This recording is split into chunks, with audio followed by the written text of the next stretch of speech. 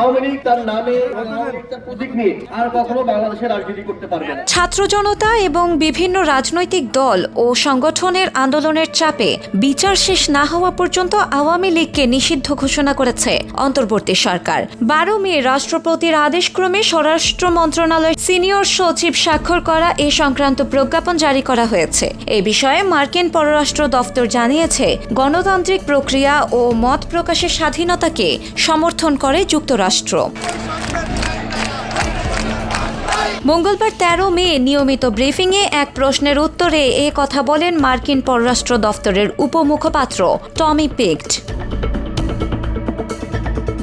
তিনি বলেন, আমরা জানি যে অন্তর্বর্তীকালীন সরকার আওয়ামী লীগকে সব রাজনৈতিক কর্মকাণ্ড নিষিদ্ধ করেছে যতক্ষণ না দলের নেতাদের বিচার কার্যক্রম শেষ হয়। আমরা বাংলাদেশের কোনো একক রাজনৈতিক দলকে সমর্থন করি না। আমরা সকল ব্যক্তির জন্য একটি স্বাধীন ও গণতান্ত্রিক প্রক্রিয়ার পাশাপাশি সুষ্ঠু ও স্বচ্ছ আইনি প্রক্রিয়া সমর্থন করি। টমি পিক্ট বলেন, আমরা বাংলাদেশ সহ সব দেশের প্রতি আহ্বান জানাই তারা যেন মত প্রকাশের স্বাধীনতা, শান্তিপূর্ণ সমাবেশ এবং সব সংগঠনের স্বাধীনতাকে সম্মান করে। আমরা 50 বছরেরও বেশি সময় ধরে বাংলাদেশের জনগণের সঙ্গে আমাদের অংশীদারিত্বকে মূল্যবান মনে করি। অন্তর্বর্তীকালীন সরকারের সঙ্গে কাজ করে আমাদের অংশীদারিত্ব আরও গভীর করার জন্য আমরা প্রতিশ্রুতিবদ্ধ।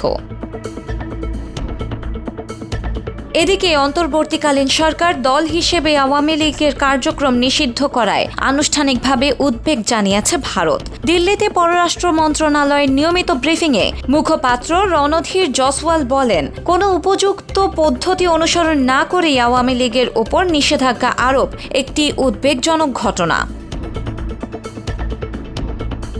বিভিন্ন অপরাধমূলক কর্মকাণ্ডে জড়িত থাকার যথেষ্ট তথ্য প্রমাণ থাকায় আওয়ামী লীগ এবং এর সব অঙ্গ সংগঠন, সহযোগী সংগঠন ও ভ্রাতৃপ্রতিম সংগঠনের যাবতীয় কার্যক্রম নিষিদ্ধ করেছে সরকার।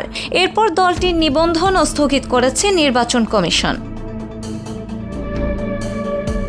এর আগে 5 আগস্ট ছাত্র জনতার আন্দোলনে আওয়ামী লীগ সরকারের পতনের পর থেকে ছাত্রলীগ নিষিদ্ধের দাবি ওঠে। সর্বশেষ বৈষম্য বিরোধী ছাত্র আন্দোলন এবং জাতীয় নাগরিক কমিটি বিভিন্ন সংগঠনের দাবির মুখে ছাত্রলীগকে নিষিদ্ধ ঘোষণা করা হয় এবং কিছুদিন আগে বিচার কার্যক্রম না হওয়া পর্যন্ত আওয়ামী লীগকে সব রাজনৈতিক কর্মকাণ্ড থেকে নিষিদ্ধ ঘোষণা করেছে অন্তর্বর্তীকালীন সরকার।